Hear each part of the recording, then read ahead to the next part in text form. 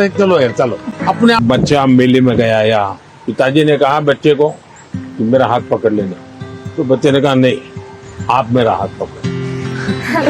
तो किसी को भी लगेगा ये बेटा कैसा है, पिता को कहता है मेरा हाथ पकड़ के चलो। तो बच्चे ने पूछा कि पिताजी आप मेरा हाथ पकड़ोगे और मैं आपको हाथ पकड़ूंगा, बहुत बड़ा फर्क है। बच्चा कह रहा है क्या?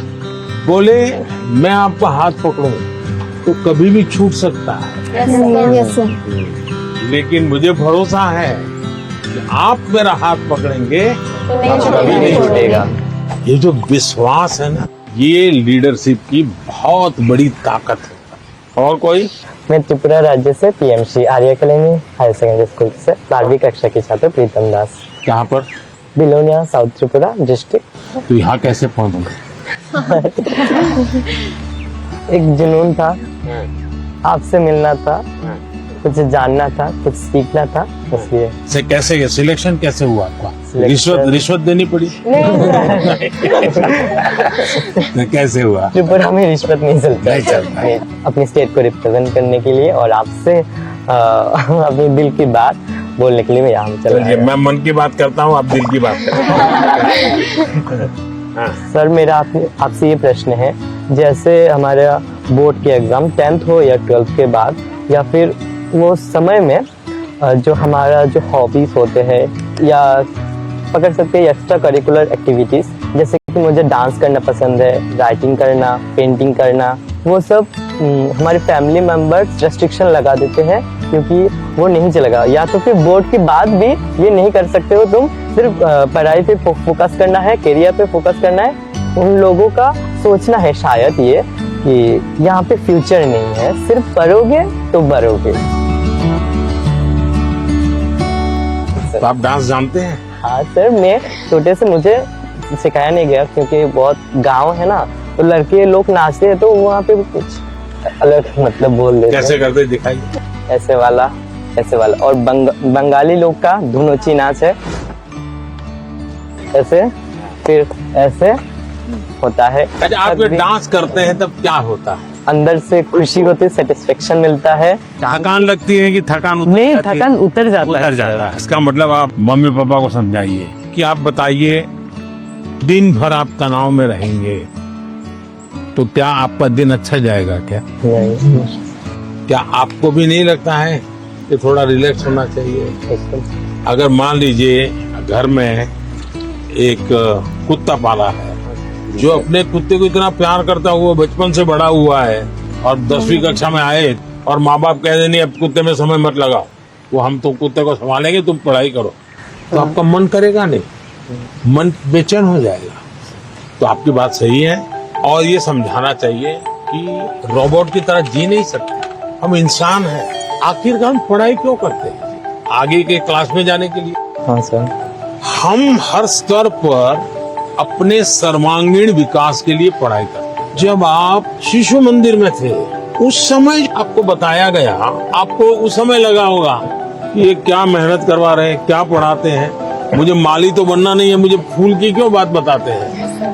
और इसलिए मैं हमेशा परीक्षा पर चर्चा करने वालों से, उनको भी, उनके परिवार को भी कहता हूँ, उनके टीचर्स को भी कहता हूँ कि बच्चों को आप दीवारों में बंद करके एक प्रकार से किताबों में का ही जेल खाना बना दे तो बच्चे कभी भी ग्रो नहीं कर सकते। उनको खुला आसमान चाहिए, उनकी पसंद की कुछ चीजें चाहिए।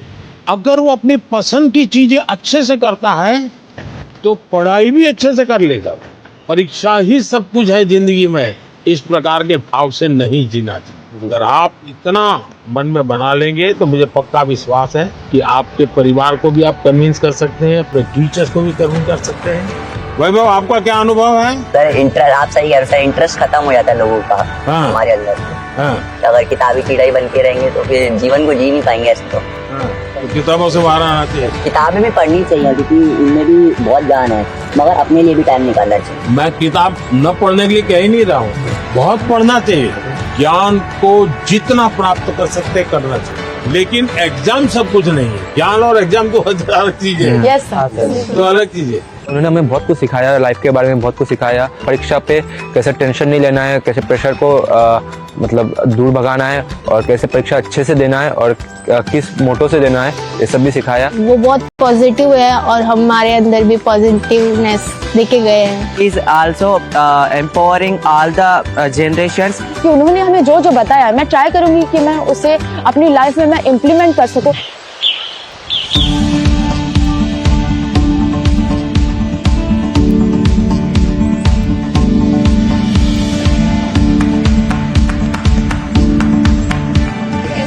बैठो बैठो।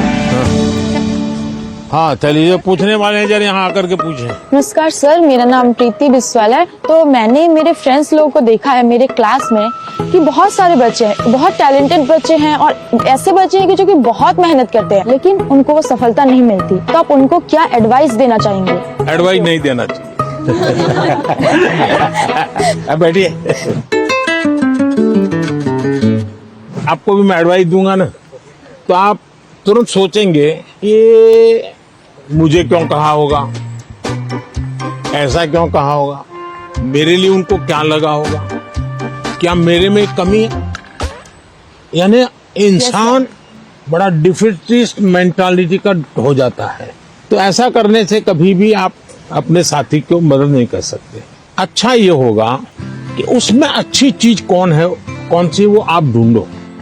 5-7 दिन बात करोगे, ध्यान में आएगा ये गाना अच्छा गाता है, याद आएगा कपड़े बहुत बढ़िया तरीके से पहनता है, कुछ तो अच्छा होता ही। फिर आप उससे उसकी चर्चा करो तो उसको लगेगा कि मेरे में रुचि ले रहा है, मेरी अच्छी बातों को पता है। फिर अगर आप उसको कहते हैं कि यार तुम इतनी मेहनत करते हो, क्या होता है तुम्हें, क्या होता है, जरा उसको पूछो। वो कहेगा नहीं मैं घर में अच्छा नहीं है, दिखना नहीं है। उसको कहो मेरे घर आ जाओ, चलो अपन साथ पढ़ते हैं। दूसरा आपने देखा होगा ज्यादातर टीचर पढ़ाते हैं लेकिन जब एग्जाम का समय आता है तो कहते क्वेश्चन आंसर लिखो। मेरा हमेशा मत रहा है जीवन की कोई भी उम्र क्यों ना हो, लिखने की आदत डालनी चाहिए। ये जो कविताएं लिखते हैं, विराट ने जैसे कविता सुनाई, आकांक्षा ने जैसे कविता सुनाई, ये जो कविताएं लिखते हैं उसका मतलब वो अपने विचारों को बांधते हैं। मुझे याद है मैं अहमदाबाद में एक स्कूल वालों से मिला था। अब एक बच्चे को शायद वो उसके माँ बाप ने मुझे चिट्ठी लिखी थी कि मेरे बच्चे को स्कूल से निकाल रहे हैं। क्यों निकाल रहे हैं भाई? तो बोले वो ध्यान नहीं देता है। मजा ये हुआ कि उस स्कूल में बाद में टिंकरिंग लैब शुरू हुआ, तो सबके लिए आश्चर्य था कि वो बच्चा ज्यादा समय टिंकरिंग लैब में टाइम लगाता और रोबोट की एक कंपटीशन हुई, वो स्कूल वाले रोबोट में नंबर 1 ले आए। क्यों? बच्चे ने बनाया। यानी जो बच्चे को स्कूल से निकालने वाले थे वो रोबोट बनाने में नंबर 1 था। उसका मतलब उसके पास कोई विशेष ताकत है। अज्ञान टीचर का काम है कि उसकी उस ताकत को पहचाने। मैं एक प्रयोग बताता हूँ आपको। हाँ करेंगे? हाँ करेंगे। आज करेंगे? अपने जितने दोस्त हैं बचपन से अब तक के 25-30 पर याद करो।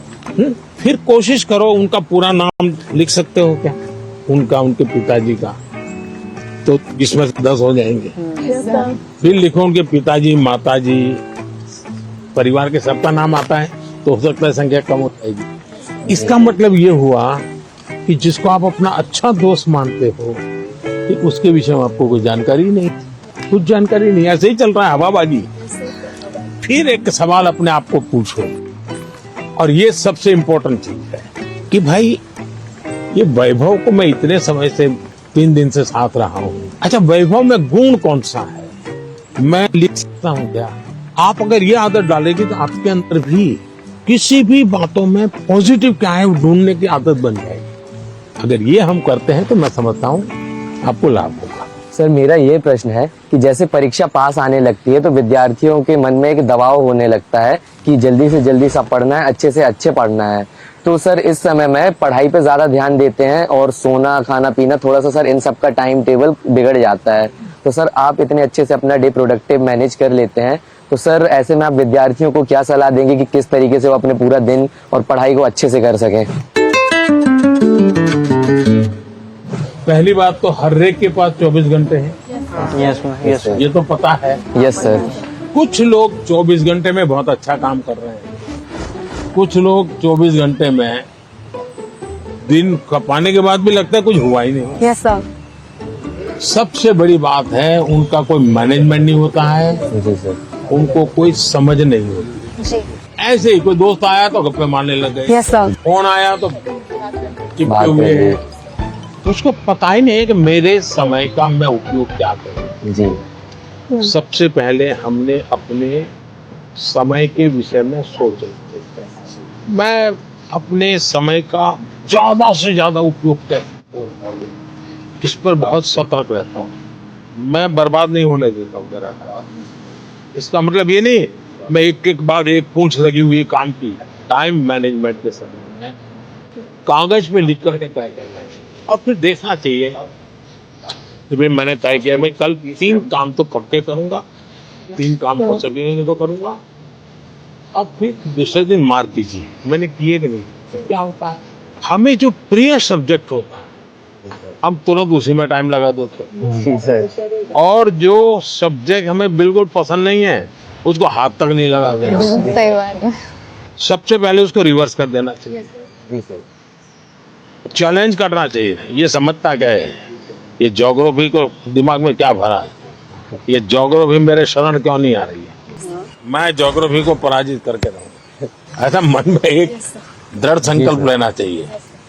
मैथमेटिक अरे तू समझता क्या है, आजा आजा मेरे साथ मुकाबला कर ले, अब लड़ाई शुरू करें। मन में एक भाव विजेता होना है। मुझे शरणागति नहीं स्वीकारनी है, मुझे झुकना नहीं है। 24 घंटे सबके पास ही होते हैं, लेकिन कोई 24 घंटे बहुत प्रोडक्टिव होते हैं, कुछ गप्पों में लगा देते हैं जैसा कि सर ने कहा था। तो हमें टाइम मैनेजमेंट रखना पड़ेगा जिससे कि क्या हो हम जैसे कि अपने काम समय पे कर सकें और प्रोडक्टिव रहें पूरे 24 hours. Sir, at first, as you gave a very great answer, so for that we would do a clapping, but with a twist, which is called as the flower clapping. ये Yeah. क्यों होता है मालूम है? Sir, this is for disabled people who can't hear. वो तुरंत ऐसा कैसे करके दिखाते हैं। सर हमारे मन में तरह तरह के आइडियाज, पॉसिबिलिटीज और एवं क्वेश्चंस आते रहते हैं। सर ये डिस्ट्रैक्शन तो पैदा करते हैं एग्जाम के टाइम पे। तो सर ऐसे में हम अपने मन को कैसे शांत रखें?